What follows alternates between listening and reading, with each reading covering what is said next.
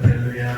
반갑습니다. 오늘 하나님 말씀은 히브리서 11장입니다. 히브리서 11장 8절에서 10절 말씀입니다.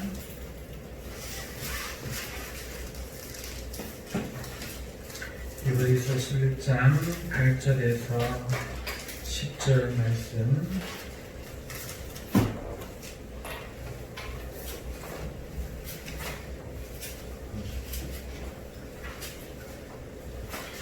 우리 성령님께 의지함을 받아 우리 함께 한목소리로 말씀을 합독하십시다.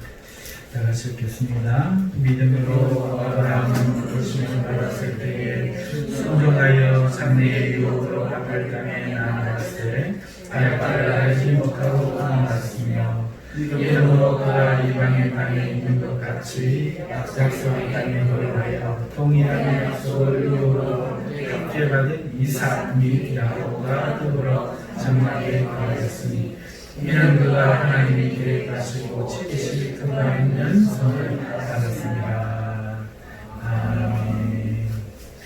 오늘 본문의 제목을 굳이 짓자면 아브라함의 신앙이라는 뜻입니다. 요즘 참 믿음으로 산다는 것에 대해서 우리가 생각해 보지 않을 수가 없습니다. 왜냐하면 코로나19로 인하여서 다시 한번 그 정부에서 교회를 집어서 예배에 관해서 규정하고 있기 때문에 그렇습니다. 왜 이 사태가 일어났는지 우리가 잘 알 수는 없어요. 물론 하나님의 섭리 속에서 교회가 하나님 앞에 세속적으로 나가니까 징계임해를 드는 그런 한 방편이 되고 또 그렇기에 정부도 또 그런 도구가 되어서 교회를 이렇게 탄압이라고 하기에 좀 그런 부분이 없지 않아 있습니다. 그런데 여기에 대해서도 그 목회자들 사이에 의견이 분분해요. 그래서 지금 이때에 우리가 어떻게 사는 것이 맞는가, 이것을 우리가 분명히 하지 않으면 안 되죠. 여러분, 사람의 고통이 어디에서 오는지 압니까? 무지에서 옵니다. 그 다음에 나약함이죠. 두 가지가 가장 큰 겁니다. 무지가 뭐냐? 지금 내가 왜 아픈지를 모른단 말이죠. 어떻게 하면 나을지를 모른다는 거예요. 나약함은 뭐냐? 그걸 알아도 할 능력이 없다는 거죠. 그래서 무지와 나약함은 바로 죄로 말미암은 결과입니다. 그래서 우리 성도들이 우리 이 세상을 살면서 무지할 때에, 무지라는 것은 지식이 없고 지혜가 없는 상태를 일컫는데, 우리가 무지할 때에 엉터리 신앙을 갖고 안 해도 될 고생을 하고 또 당연히 느끼고 누려야 될 기쁨과 감사를 느끼지 못하고 누리지 못하고, 그래서 행복하지 못한 결과를 낳습니다. 예를 들어 가지고 축구 경기가 지금 전반에 5대0으로 치고 있어도 6대0으로 후반에 역전하는 줄만 알고 있으면 우리가 기분 좋게 그걸 볼 수 있잖아요. 그런데 우리가 그걸 모르고 보면, 전반만 보면은 대단히 괴로운 것처럼 오늘 이 세상의 그 전반의 마귀의 역습, 마귀의 기습을 통해서 우리에게 임한 그 고통의 상태, 하나님 앞에 심판받는 상태요, 또 무지와 그 다음에 무능력의 이 고통이 있는 상태 속에 우리가 있을 때는 불행합니다. 그러나 후반에 하나님께서 2000년 전 이 땅에 예수를 보내시고 우리를 구원하신 그 하나님의 사랑과 또 그 하나님이 어떠한 분이 우리에게 되시고자 함을 알고 또 우리가 가진 것이 어떤 것인지를 이해할 때 우리의 인생이 지금보다는 훨씬 더 건강하고 기쁘고 행복하게 될 줄 믿습니다. 그래서 일단은 우리가 지식이 있어야 됩니다. 그러면 그 지식을 우리가 어디에서 얻느냐? 바로 이 성경에서 얻는 것이죠. 여러분, 히브리서 11장을 무슨 장이라고 부르지요? 예, 믿음장이라고 부릅니다. 특별히 이 11장은 믿음에 대해서 말하고 있어요. 그 중에서 오늘 8절에서 10절을 보면은 아브라함의 믿음에 대해서 정의하고 있습니다. 히브리서 11장은 믿음에 있어서는 사전과 같은 거예요. 하나님이 믿음을 뭐라고 하시느냐? 히브리서 기자를 통해서 정의하는 거죠. 정의. 국어사전을 예전에 이렇게 한번 읽어봐야겠다. 우리 요셉이 나이쯤 됐을 거예요. 싶어서 국어사전을 쭉 읽었어요. 모르는 말이 엄청 많더라고요. 그런데 거기에 가풀막지다 라는 말이 있어요. 처음 들어본 말이었어요. 이런 말도 있나? 나름 책을 많이 읽었는데 수백 권 읽었다고 생각했는데 가풀막지다. 이런 말이 있던가. 여러분, 그래요. 국어사전을 읽어보면 생각지도 못했던 말이 있고 내가 당연히 안다고 생각했던 말이 그 뜻이 아니라 이런 뜻이었구나 밝혀지는 것이 굉장히 많아요. 생각보다 국어사전 읽어보면 재밌습니다. 우리 청년들은 인생의 어휘의 즐거움, 언어의 즐거움을 위해서도 꼭 국어사전 한 번쯤 읽어보시길 바라요. 믿음에 대해서는 바로 히브리서 11장이 정의합니다. 8절에서 10절까지 아브라함의 믿음에 대해서 말하고 있어요. 자, 그러면 오늘 본문에서 아브라함의 믿음을 뭐라고 표현하고 있는가 한번 보십시다. 첫 번째로는 부르심을 받을 때에 알지 못하고 순종하여 나아갔다. 이렇게 말하고 있습니다. 여러분, 아브라함의 첫 번째 믿음이 뭐냐 하면은 부르심을 받았다는 거예요. 아브라함은 특별히 우리에게 있어서 성도의 어떤 모델이 됩니다. 그렇죠? 그래서 아브라함의 믿음을 보면은 우리의 믿음을 보는 것과 같아요. 그러니까 오늘 이 아브라함의 믿음을 나의 믿음의 어떤 그 이상형, 나의 믿음이 나아가야 될 방향, 이렇게 생각하시고 들으시면 되겠습니다. 자, 그러면 아브라함의 첫 번째 믿음이 부르심을 받을 때에 알지 못하고 순종하여 나갔다. 그러면 우리의 믿음은 뭐냐? 예수님께 부름을 받고 있다는 거예요. 아멘. 하나님께 우리가 부름을 받고 있습니다. 모두 그 부름을 받고 주님 앞에 선 줄 믿습니다. 자, 우리가 하나님 앞에 부름을 받고 그러면 우리의 이름을 부르고 하나님이 아무 말씀도 안 하시냐? 아니죠. 아브라함을 보면 뭐라고 이야기하고 있습니까? 내가 지시할 땅으로 가라. 부름을 받고 가야 할 목적지가 있었다는 거예요. 오늘 우리는 가야 될 목적지가 어디입니까? 아브라함은 가나안 땅이었습니다. 우리는 어디입니까? 우리도 이스라엘로 가야 됩니까? 아니지요. 우리의 목적지는 하늘나라. 오늘 우리가 가야 되는 것은 이 땅에서 걷는 길은 하늘나라로 가는 길을 걷는 겁니다. 그 길은 예수님이 표현한 것처럼 좁은 길이에요. 많은 사람들이 가는 그런 넓은 길이 아닙니다. 그분은 좁은 문이에요. 찾는 이가 적어요. 여러분, 우리는 이 남들이 가지 않는 좁은 길, 이 좁은 문을 통해서 하늘나라로 부름을 받은 사람입니다. 그런데 우리가 그 길을 걸어가다가 세상으로 빠진단 말이죠. 옆으로 새요. 그러면 잘못됩니다. 우리는 하나님께로 가야 돼요.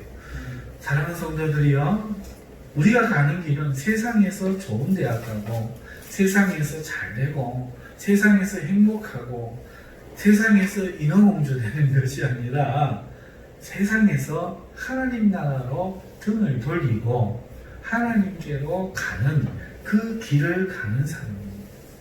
거기에 순종함을 받는 거예요. 그런데 우리의 목적이 돈 버는 거며 일하는 거며 잘 되는 거며 혹시 이러지 않습니까? 오늘 우리가 가는 길이 정말 하나님 나라인 줄 믿으십니까? 정말 믿어야 됩니다. 죽는 날까지, 부르시는 날까지 우리가 이 땅에 어쩔 수 없이 살아요. 산다 할지라도 삶을 영위하기 위해서 직업을 갖고 그 어떤 것을 한다 할지라도 그 직업이, 우리가 하는 그 일이 우리의 목적이 아닙니다.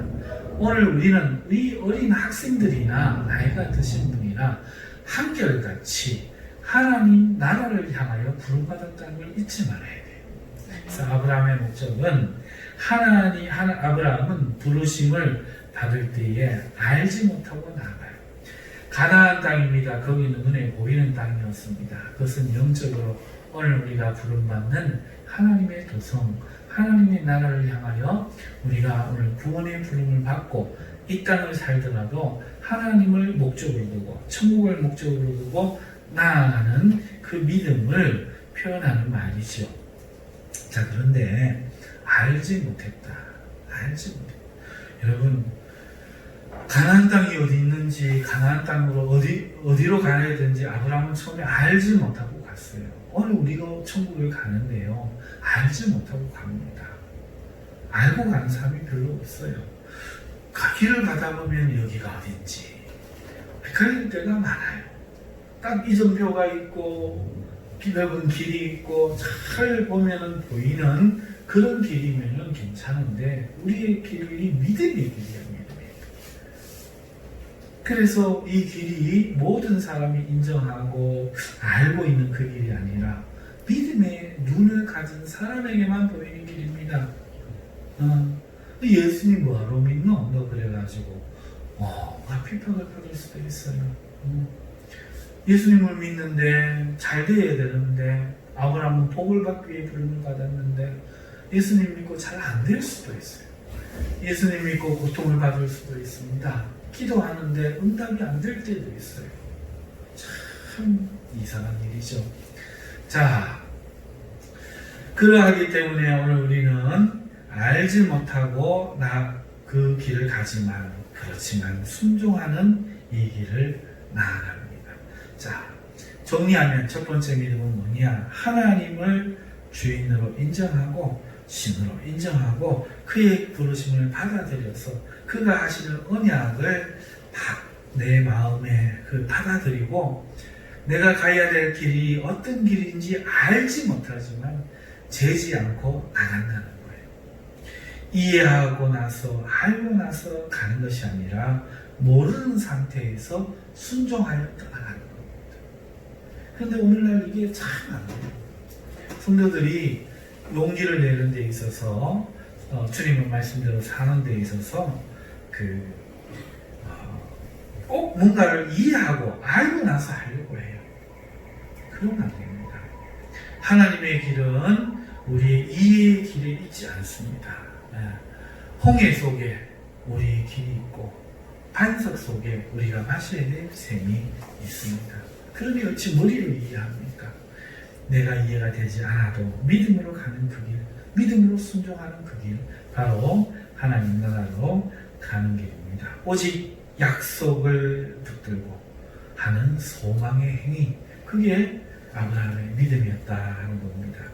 두 번째로 아브라함의 믿음은 믿음으로 이방의 땅에 있는 것 같이 약속의 땅에 거류하였다, 이렇게 말합니다. 여러분, 믿음으로 이방의 땅에 있는 것 같이, 지금 가나안 땅이 어떤 땅입니까? 약속의 땅이라고 하지 않습니까? 그럼 이방 땅입니까? 자기 땅입니까? 그렇죠. 아브라함에게 줄 땅인데 그 땅에 도착했으니까 그 땅은 내 땅이잖아요. 그런데 지금 성경은 아브라함의 믿음을 뭐라고 이야기합니까? 이방의 땅, 자기 땅이 아니야. 남의 땅에 있는 것 같이 약속의 땅에 거주해요. 여러분, 오늘 이 세상에서 하나님의 부름을 받았어요. 그러면 오늘 우리가 있는 곳이 천국이지요? 우리가 있는 곳이 교회지요? 우리가 있는 곳이 하나님 나라입니다. 자, 그러면 이 세상에 우리가 마음을 붙여야 되겠지요? 그게 아니라는 거예요. 분명히 우리 교회가 하나님의 교회고 우리 성도들의 삶이 하나님의 백성의 삶인데도 불구하고 오늘 우리는 이 세상에서 이방에 있는 사람들 같이 약속의 땅에 거류해야 됩니다. 오늘 우리에게 하나님이 함께 하신다 할지라도 오늘 우리가 있을 곳은 바로 이곳이 아니기 때문에 그렇습니다. 세상과 구별되는 것이죠. 분명히 하나님은 오늘 내가 있는 곳에 함께 하시마, 나에게 복을 주시마, 내가 너를 붙들마 약속을 하시는데 우리 성도는 어떻게 지내야 되는가 하니까 여기가 내가 살 곳이 아닌 것이냐, 그렇게 그럴 수도 떠나는 것도 아니야. 여기서 최선을 다해서 사는 겁니다. 그것이 바로 아브라함의 두 번째 믿음이었습니다. 세 번째 믿음은 무엇입니까? 동일한 약속을 받은 이삭과 야곱과 더불어 장막에 거하였다는 겁니다. 여러분, 아버지가 아들과 함께 살고 또 손주를 놓으니 손주와 함께 살고 이런 거 당연한 거 아닙니까? 그런데 지금 아브라함의 믿음에 대해 이야기하면서 동일한 약속을 받은 이삭 또 야곱과 더불어 거했다. 여러분, 그래서 기독교 신앙은 홀로가 아니에요. 여러분, 이 세상에서요, 우리가 아까 무지와 그 무능력이 우리를 고통 주는 거라고 했잖아요. 오늘 우리가 이 세상에서 세상 지식을 가지고 하나님을 믿어요. 동양 사람은 동양의 하나님이 있고 서양 사람은 서양의 하나님이 있어요. 웃기는 얘기죠. 왜 그러냐? 자기의 것을 믿기 때문에 그래요. 그래서 남자의 하나님 다르고 여자의 하나님 달라서 하나님 어머님도 나오고 별 이상한 게 다 나와요. 그럼 그게 다 맞느냐? 아닙니다. 세상의 생각을 내려놔야 돼요. 여러분, 지금 시대가 21세기가 민주주의 시대 속에 우리가 지금 살고 있는 현대사회이지요. 하나님 나라 민주주의인가요? 그런데 우리는 민주주의로 생각해요. 그렇죠? 오늘 이 시대는 개인주의죠. 우리 민주주의 사회는 개인의 자유가 있는 개인주의죠. 여러분 묻습니다. 하나님 나라에 개인주의입니까? 개인주의가 있습니까? 하나님 나라에 개인주의가 없습니다. 물론 더 깊은 얘기를 하면은 조금 더 복잡한 것들을 건드려야 됩니다만은 오늘은 목적이 여기 아니라서 여기까지만 합니다. 여러분, 하나님 나라는 자본주의가 아니고 물질주의가 아닙니다. 하나님 나라는 감정을 위한 감정주의가 아닙니다. 하나님 나라는 진리와 의 대신 하나님이 다스리며 그 하나님 앞에 하나님의 은혜로 은혜를 받아 그 하나님을 경배하는 사람들이 살고 있는 바로 그 나라가 하나님의 나라지요. 그래서 여러분, 그 하나님께 부름받은 사람들이 세상 지식으로는 섬길 수 없고 하나님의 동일한 약속 안에서 하나님의 생각으로 바뀌어진 채 믿음의 사람들과 함께 거하여야 한다는 것이 바로 오늘 이 말씀이에요. 동일한 약속을 받은 이삭, 야곱과 더불어 그 땅에 거주하는 거죠. 오늘 우리는 대한민국에 있는 모든 성도들이 다 하나님 나라에 가기를 원합니다. 하지만 그 하나님의 백성과 함께 다 모여서 지낼 수가 없어요.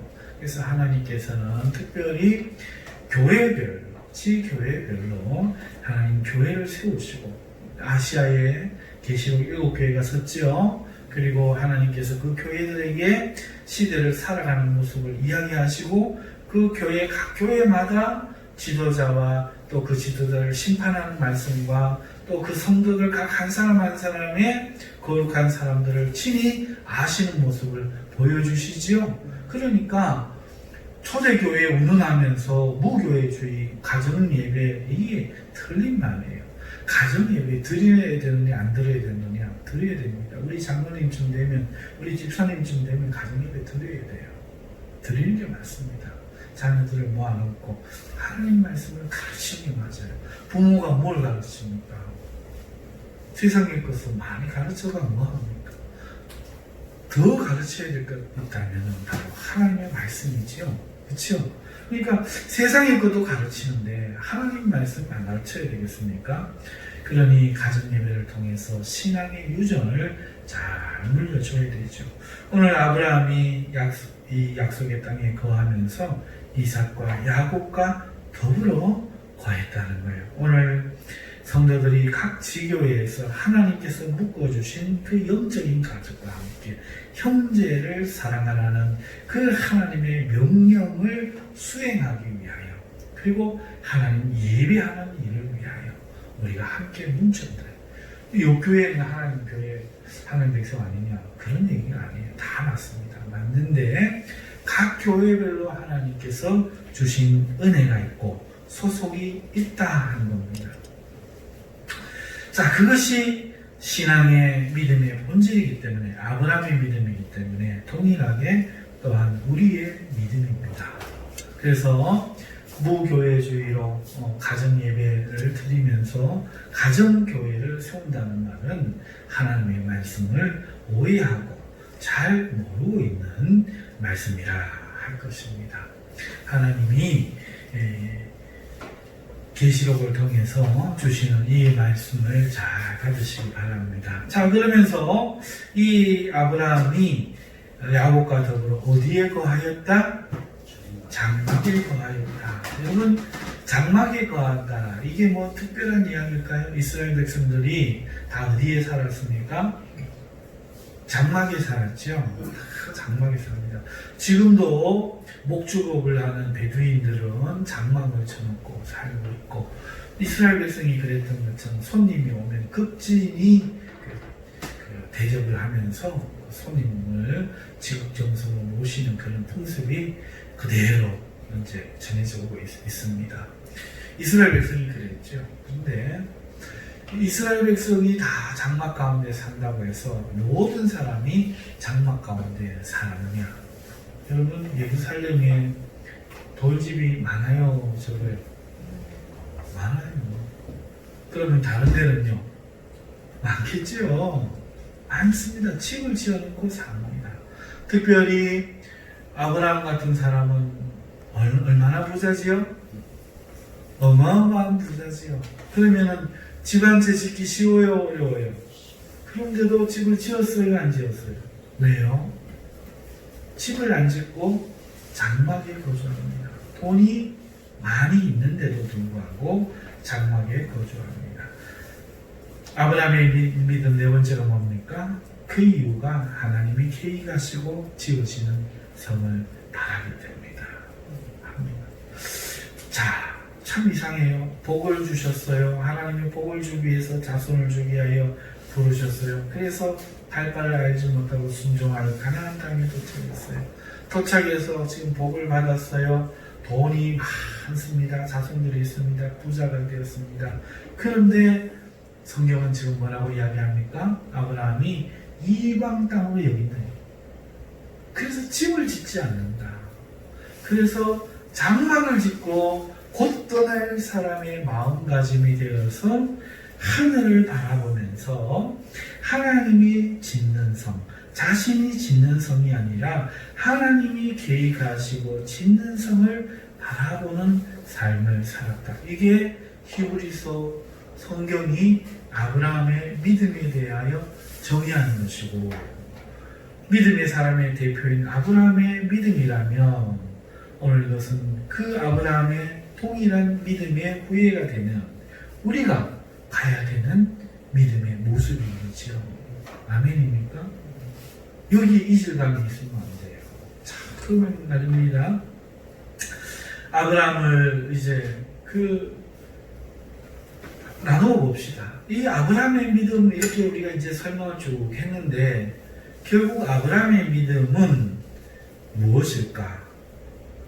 복을 받기 위해서 하나님께 부름을 받았는데, 그 복을 받은 그 아브라함은 그러나 장막에 거하였다. 이렇게 결론 지을 수 있겠죠. 그렇죠?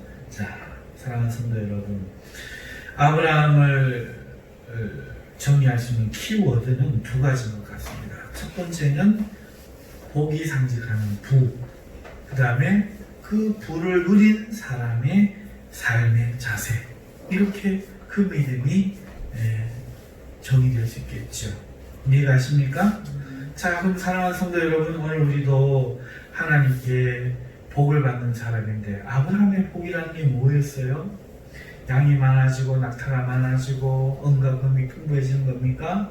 맞습니다. 그런데 아브라함은 어떻게 살았습니까? 그것이 없는 사람처럼 살았다는 거예요. 없는 사람처럼. 없는 사람처럼 살았어요. 여러분, 돈과 관련된, 부와 관련된 말씀이 성경이 굉장히 많은 거 아세요? 그런데 그 돈과 관련된, 부와 관련된 말씀이 지형시, 긍정적으로 쓰입니까? 부정적으로 쓰입니까? 예? 긍정적으로 쓰입니까? 부정적으로 쓰입니까? 어때요?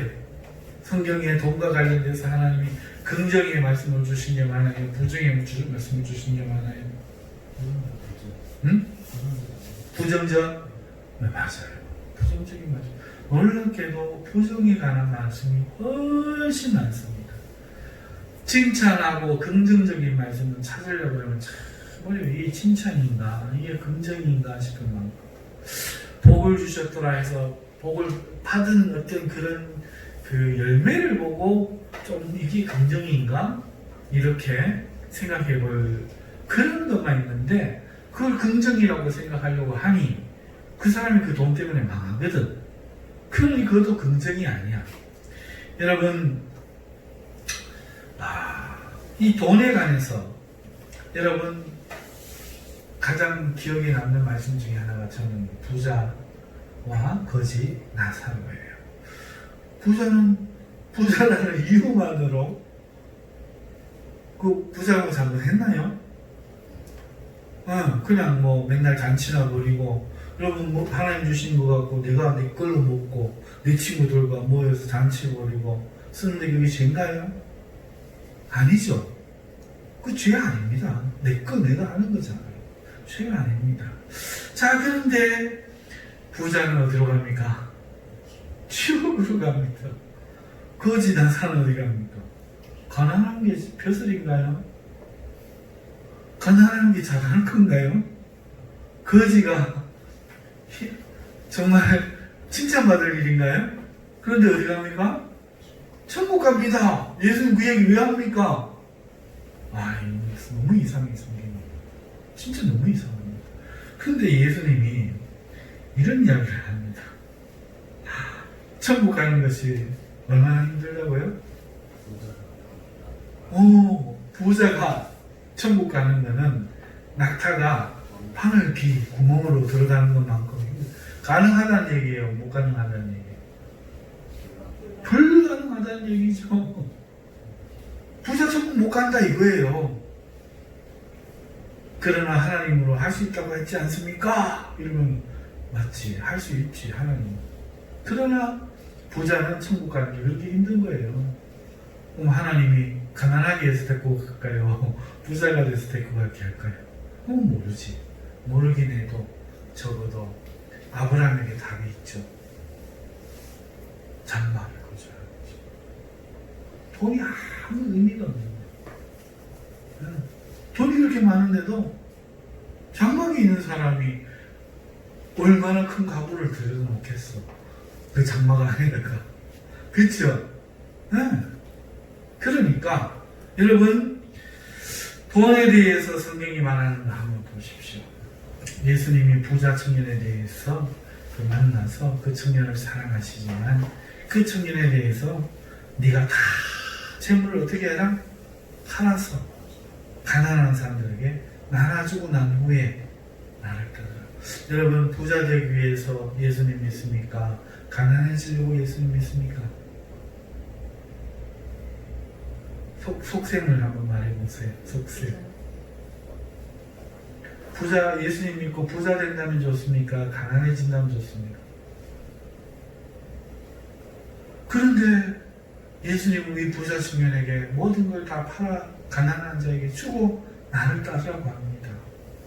부자는 천국 가기가 그렇게 힘들다고 합니다. 부자 나사로는 이유도 없이 지옥에 있습니다. 그러니 돈에 대해서, 부자에 대해서 아브라함이 받은 그 복이 그런 은근과 양떼와 낙타가 다르고 그 이름이 창대하는 것이 우리는 복이라고 생각했는데 정작 그 아브라함은 이방 땅에 거하는 사람처럼 하면서 다른 세상을 꿈꾸며 장막치고 살더라. 오늘 아브라함의 키워드가 첫 번째 복인데 오늘 성도들이 복을 대하는 태도, 자세가 무엇이냐 하는 거예요. 오늘 양해를 구하고 이 말씀을 드리는 거예요. 양해를 오늘 이제 구하고 하는데, 우리 김혜숙 지사님이 이번에 냄비를 하나 샀어요. 냄비를 샀는데 조금 거금입니다. 그래서 냄비 4개에 한 338만 원인가 340만 원이면 냄비를 딱 샀어요. 냄비를 사가지고 사왔다고, 좋은 냄비를 샀다고. 그래, 우리 장로님한테 허락을 맡았냐 하니까 허락을 안 맡았대요. 안 맡고 이렇게 사실 때. 그래서 제가 지사님을 불러놓고 곰곰이 성경의 말씀을 내가 생각을 해봤어. 만 생각해도 이거 아닌 것 같아서 그 다음날인가 불러가지고 야단을 쳤습니다. 그래서 야단을 치면서 그 냄비를 사면 다시 내가 안 볼 줄 안다 라고 야단을 쳐놨어요. 지사님 대단히 마음이 상하고 힘들었을 거예요. 한동안 제 얼굴 쳐다보지도 않으시고 그러시더라고요. 왜 안 그렇겠어요? 자기 돈 갖고 자기가 쓰는데 말이야. 그죠? 340만 원짜리도 샀을만 하지. 샀을만 하지. 그걸 뭐라고 목사가 말이야. 개인 사생활을 이래라 저래라 합니까? 지사님 맞죠? 대답을 안 하시네요. 그래서 그 냄비를 사면은 지사님 안 본다고 선물을 하고, 우리 교회 김수 기사님 나가면 우리 장로님도 나가셔야 되고, 우리 요한이 요새 쏙 빈다고 생각해봐요. 이게 얼마나 큰일입니까? 그치요? 큰일이죠. 지사님이 갑니다. 목사님 340만 원짜리 냄비 쓸 수도 있는 거 아닙니까? 좋은 거에서 좋은 거 먹고 그게 죄입니까? 죄입니까? 묻더라고.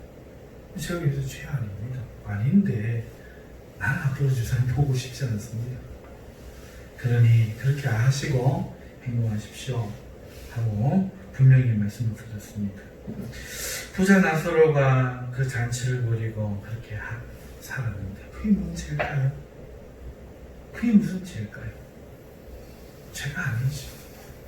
내가 지사님한테 드린 말씀은 그거였어요. 지사님이 지금 그 살 형편이 됩니까? 해야 할 것도 많고 빚도 있고 갚아야 될 게 있는데 340만 원짜리 냄비가 몇 말입니까? 마치 지금 차로 이야기하면 티코 타고 다녀야 될 사람이, 마티즈 타고 다녀야 될 사람이 BMW 자전거 뭐가 다릅니까? 그게 그 분수에 맞는 일도 아니고, 두 번째로 만약에 형편이 된다고 해서 지사님이 산다고 할지라도 저는 뭘 하지 않겠습니다만은 저는 지사님을 별로 좋아하지는 않습니다. 저는 기왕이면은 양은냄비 쓰시고 스텐냄비 쓰시는 집사님이 갑부라도 겸손하게 그렇게 그런 그릇 쓰시는 집사님이 훨씬 위대해 보입니다. 명품으로 치장 자기 돈이 많이 할 수 있죠. BMW 6대씩 7대씩 타고 다닐 수 있죠. 할 수 있습니다. 그런데 그런 돈 많은 그리스도인 나는 별로 안 좋아합니다. 천국에 만나는지는 모르겠지만 어쨌든 저는 예수님처럼 천국 보좌 버리고 가난한 사람들의 이웃이 되어주는 그런 주님을 주인으로 모셨으니 내가 내 주인하고 비슷해야 되지 누구랑 비슷합니까? 천하만국 보여주면서 경배하면 다 좋게 하는 사탄하고 비슷해갖고야 되겠냐고. 내가 그 사람 구원 못 받는다 말은 안 하겠는데 내 집사님 그러면 내 집사님 안 쳐다봅니다. 부자가 돼도 지금처럼 겸손하게 사세요. 그 돈 벌어서 다른 사람, 불쌍한 사람 좀 눈물도 닦아주고 위로도 하면서 우리가 예수님 따라서 그렇게 사는 게 안 말씀 할 수 있는데 내 권리를 포기하는 게 그게 하나님 앞에 충성이지. 할 수 없는데도 이런 거 하게 해주실 줄 믿습니다 라고 하는 것을 그걸 충성이라고 우리가 말할 수 있느냐. 죄는 아닙니다만 그러면은 저는 집사님하고는 거기까지인가 봅니다. 그러고 성을 끄어버렸어요. 다행히 우리 집사님이 그 말씀을 듣고 뉘우치셨어요. 뉘우치시고 그거를 이제 물리려고 하는데 그 하신 분이 그 그릇을 반품하겠다고 해준다고 갖고 오라 하는데 집사님 마음에 내가 반품을 하면은 그 집사님 피해보는 거 아니냐, 그런 말씀을 하셔서 그러면 거기까지는 알아서 하시라고 반품하지 말고 그것을 뭐 중고로 팔아서 손해를 보든지 뭐 그 나머지 어떻게 하는 거는 집사님 마음에 집사님 잘못이라고 인정하면 그렇게 알아서 하시고 다시는 그런 일을 하지 마십시오 라고 공명을 하고 집사님도 기분 좋게 이제 그것을 수용했습니다. 여러분, 제가 여러분들에게 권합니다. 혹여라도 이 중에 우리 정말 복을 받으실 분들이 있을 수도 있어요. 우리 요한 요셉님도 우리 부모와도 다르게 어떤 은혜에 그가 있을지 몰라요. 우리 여기 지은 씨도 앞으로 또 하나님께 어떤 복을 받을지 몰라요. 부자가 될 수 있습니다. 하지만 아브라함처럼 장막 가운데 거하십시오. 이 땅에 애착하지 마세요. 돈 가지고 뭐 하려고 하지 마세요. 돈 가지고 누리는 거 좋아하지 마세요. 옷도 남도 하지 않으면 돼요. 네? 명품 입고 싶으면 한 벌 정도 사 입으세요. 수십 년 입으세요. 아껴 입으세요. 검소하게 사세요. 그러면서 자기 거 오래된 것들을 소중하게 여기세요. 조금 더 많이 쓰고 풍족하게 쓴다고 좋은 거 아닙니다. 오늘 우리가 그렇게 쓰기 위해서 세상 공예를 일으키면서 물자를 찍어내고 공급하는데 또 그 일에 우리가 투여되기 위해서 막 다람쥐 쳇바퀴 돌듯이 톱니바퀴 물려 돌아가듯이 하루 종일 일어나서 아침부터 저녁까지 일해야 되는 산업 구조가 이 소비를 위해서 있는 거 아닙니까? 이 풍요를 위해 있는 거예요. 옷 한 벌 사가지고 10년 입으면 다 망해요, 다 망해. 맞죠? 네? 옷 한 벌 사갖고 10년 입으면 다 망합니다. 구두 한 벌 사갖고 내가 지어 신고 키워 신고 하면 구두 장사 다 망합니다. 다 망했다고 쳐보세요. 그게 정말 나쁠까요? 진짜 나쁠까요? 지금과는 완전히 다른 세상이 되겠죠. 완전히 다른 세상. 저 차가 뭔 필요가 있고 한마디로 정의를 할 수는 없습니다. 아무튼 우리가 상상도 할 수 없는 세상 펼쳐질 겁니다. 누군가에게는 지옥이고 누군가에게는 가장 인간적인 세상이 펼쳐지겠죠. 사랑하는 성도 여러분, 오늘 지금 우리는 대한민국이라는 경제 대국에서 살고 있습니다. 우리 성도들도 이 세상에서 누리는 이 부를 복인 줄 알고 살아가는 시대에 살고 있습니다. 그러면 여러분, 부에 대한 세상에서 부에 대한 태도를 우리는 어떻게 가져야 될까? 내게 꼭 필요한 것 이상으로 욕심내지 말고 사시길 바랍니다. 만약에 그렇게 욕심 이상 욕심내고 사시면 죄는 아닌데 교회에서 목회자가 그러니 목회자 꼴이 그러니 함께 신앙생활하기 좀 불편할 겁니다. 네, 불편하시면 이제 다른 교회 가셔야 돼요. 네, 그래서 부족한 종이지만 그래도 뭐 정을 좋아해 주시고 또 여러분이 함께 신앙생활을 하시려고 그러면 부자가 돼도 돈 자랑하지 마시고 교회 올 때는 소형차, 중형차 타고 오셔서 집에 가서 타세요. 좋은 차는. 그 외식 아닙니까? 그래도 교회 와서 그 못하는 사람들 좀 생각해 주세요. 돈 있는 편이지 말고 그냥 적당한 차 타고 오셔서 다른 사람들 위화감 안 느끼게끔 그 정도 배려는 우리가 할 수 있잖아요. 그죠? 집에 가셔서 어떻게 하시든지 간에. 자, 두 번째, 세상에서 사는 자세. 세상에서 사는 자세. 여러분 지금 아까 처음에 이야기한 것처럼 교회가 핍박받고 있는 상황인데 제가 가지고 있는 우리 제 휴대폰에 우리 목회 같이 공부했던 신학 동기들의 단체 단톡방이 있어요. 카톡방이 있는데 요번에 요 경산 중앙교회에 있는 부목사님 한 분이 나갔어요. 거기 왜 나갔느냐 보니까 저는 잘 안 읽어요. 그런데 이제 보니까 정부가 이렇게 종교라는 이름으로 함께 요번에는 불교에서 나왔었잖아요. 그런데 불교나 기독교 함께 전부 다 하고 세상에 저거 하는 게 아니라 기독교만 교회만 콕 집어가지고 그렇게 하는 것이 탄압이다 이렇게 이제 글을 올렸어요. 올렸더니 신학 박사 지금 과정에 있는 우리 동기 중 한 사람이 젊은입니다. 왜 그걸 탄압이라고 생각하느냐? 탄압이 아니다. 우리는 지금 국가에 더 잘해야 되지 않나요? 교회니까 라고 이야기를 합니다. 사랑하는 성도 여러분, 우리가 위정자들에게 순종하고 복종하고 하라고 사도 바울로 가르치고 있습니다. 그런데 우리가 그렇게 하는 이유가 무엇인고 하니 그들이 나라를 하나님의 뜻대로 다스리기 때문에 그렇습니다. 아멘. 그런데 하나님께 예배하지 못하게 하는 일, 성도가 당연히 해야 되는 일을 하지 못하게 하는 일, 이런 일에도 동참을 하면 안 돼요. 그러면은 우리가 1938년에 신사참배하기로 결의했던 이 민족 교회 지도자들과 무엇이 다르겠습니까? 그런 말씀 내세워가지고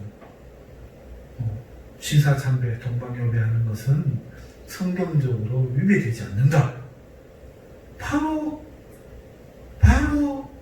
1900년대에 우리 선배들이 했던 짓을 불과 100년이 2020년이니까 100년 안 됐잖아요. 100년이 지나기도 전에 지금 목회자가 지금 목사들 중에 그런 이야기를 하는 사람들이 나타나고 있다는 거예요.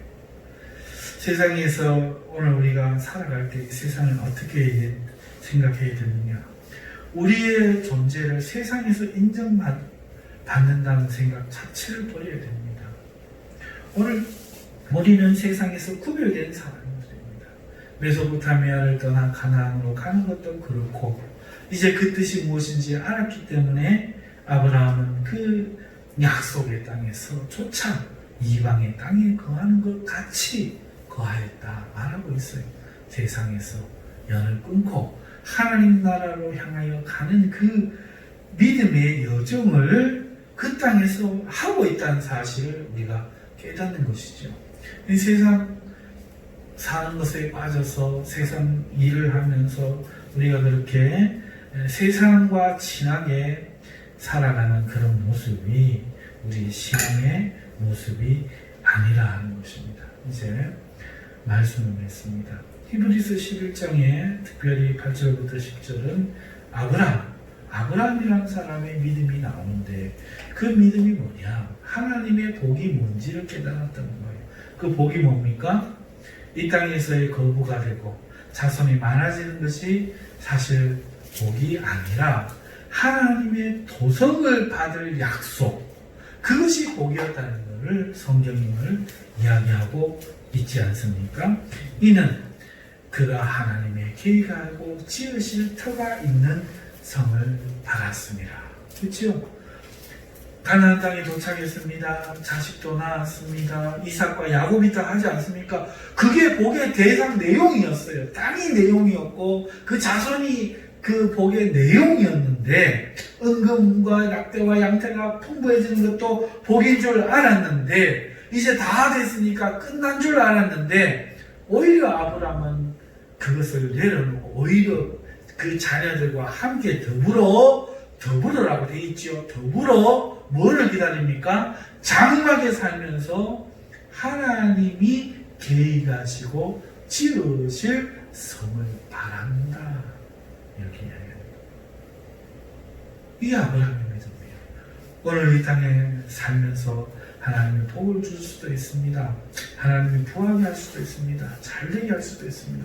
하지만 우리의 마음은 이 세상에서 이방인의 땅에 사는 것 같이 그것으로 기뻐하지 말고 그것으로 주를 섬기고 그것으로 현재를 사랑하며 오히려 나는 없는 사람처럼 가난한 사람처럼 아직도 하나님 앞에 받아야 될 진짜 것을 못 받았기 때문에 받아야 될 사람처럼 여기고 하나님 나라라는 그 길을 향해서 우리가 달려가야 되는데 오늘 우리의 마음에 벌써 안락한 삶이 싹 들어오고 세상에서 편안한 삶이 싹 들어오면 하나님은 알라딘의 요술멘트로 바뀌어버려요. 자기의 마음에 드는 감동, 감화 이런 것들을 은혜라고 말해요. 자기 마음에 드는 생각들을 하나님의 음성이라고 말하는 거짓 마귀의 예언자가 되면서 하나님 말씀 여기 있는데 어머나 마음이 평안해진다. 하나님 마음의 평안도 주시긴 하지만 이런 생각이 든다. 하나님 그런 생각도 주실 수가 있지만 우리에게는 분명하게 계시되어 있는 하나님의 말씀이 있지 않습니까? 그러니 오늘 우리가 이 땅에서 어떻게 살아가야 될지 오늘 아브라함을 통해서 배우는 우리가 될 수 있기를 바랍니다. 그런 의미에서 어떤 사람들은 반대할 수 있고 싫어할 수도 있습니다만 그 사람들에 대해서는 제가 할 말이 없어요. 저와는 상관이 없는 사람인 것 같고 그러나 우리 집사님이 그 냄비를 사실 때에 저의 생각은 그렇습니다. 여러분에 대해서도 저의 생각은 그렇습니다. 부자 되는 거 되세요. 부자 되시면 되세요. 복 받는 거 받으세요. 받으셔서 그거 340만 원 냄비 사고 뭐 3억짜리 차 사고 30억짜리 집 몇 개 사고 300억짜리 주식 사고 하지 마시고 그런 거 하지 마시고 어렵고 힘든 사람들 위해 쓰세요. 그리고 여러분들은 한 벌이나 두 벌이면 좀 갑니다. 좋은 옷 한 벌, 두 벌 있으면 되죠. 아껴 입으시고 검소하게 사시고 아멘. 우리 교회는 이 방향으로 갑니다. 동의하십니까? 동의하시겠어요? 동의하시는 분만 아멘.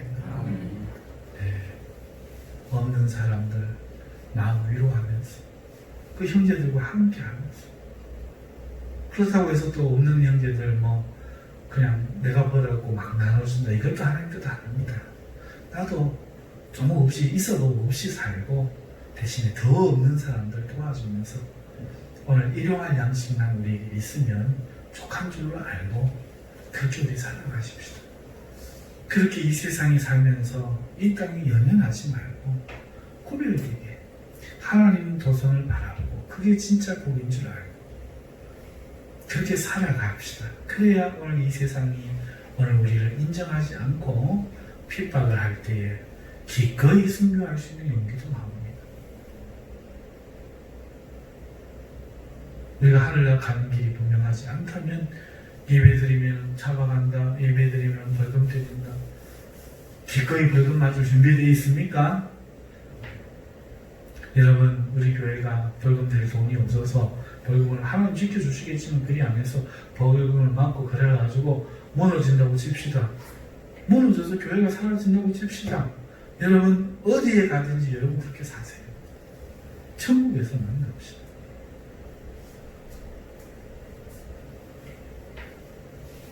이 땅에서는 아니에요.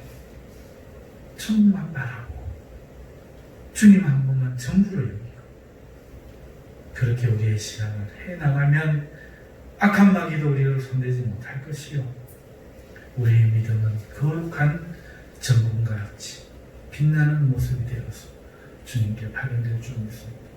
혹여라도 우리 마음에 역사하는 하나님의 사랑을 조금이라도 흔들리게 만들 만한 요소들을 절대로 마음에 두지 말고, 그것이 돈이 되었든 세상이 되었든 평안이 되었든 무엇이 되었든 오직 주님 한 분만을 우리의 행복과 기쁨으로 여기고, 아브라함이 발견했던 이 믿음의 복을 발견하고 살아가는 우리들 될 수 있기를 바랍니다. 자, 이제 우리 다 함께 기도하십시다. 하나님, 코로나 바이러스로 인해서 이 세상이 지금 이렇게 참 믿음을 갖기 어려운 시대가 되었습니다. 하나님, 교회가 지금 흔들리고 있습니다. 정부에 적극적으로 협조해야 된다는 이런 소리들도 터져나오고 있고, 성도들은 이 세상의 삶에 잠겨서 하나님을 믿는 일이 천국 가는 일이라 생각하지 않고 오늘 이 땅에서 하는 일을 믿음으로 기도해서 잘 응답받는 일이라고 생각하는 지경에 이르러 버렸습니다. 하나님 아버지, 아브라함의 믿음이 그 도성을 바라보는 믿음이었다면 오늘 우리는 이 부강한 대한민국에 살아도 천국을 바라보며 이 믿음의 길을 가는 이 하나님의 도성을 바라보는 것이 우리의 일이어야 할 텐데, 하나님이 오늘 우리를 정결하게 씻어주옵소서. 내 마음이 세상을 사랑하지 않습니까? 내 마음이 세상의 안락과 세상의 평안과 세상의 것들을 흠모하면서 하나님을 사랑한다고 말하면서도 오히려 이 세상 것들을 더 귀하게 여기고 의지하고 그러지 않습니까? 하나님, 정말로 내가 돈이 없어도, 정말로 내가 가난해져도 오직 하나님 한 분만 믿고 하나님만 따라가기로 내가 정말로 힘쓰고 정말로 정직하게 그렇게 생각하고 있습니까? 하나님, 오늘 시간에 성령으로 내 마음에 할례를 베풀어 주옵소서. 세상을 사랑하는 마음이 조금이라도 있다면 칼로 성령의 검으로 끊어내 주시고 오직 예수의 죽어주신 그 십자가의 사랑, 나를 사랑하여 나를 위하여 죽으신 그 주님을 믿는 믿음으로만 오늘 우리의 삶을 살아가게 하옵소서. 주여, 내 마음이 거룩해지기를 원합니다. 우리 주여 외친 후에 다 함께 통성으로 이 나라를 위해서, 자신을 위해서, 가정을 위해서, 교회를 위해서 기도하다가 돌아가시는 시간 되기를 바랍니다.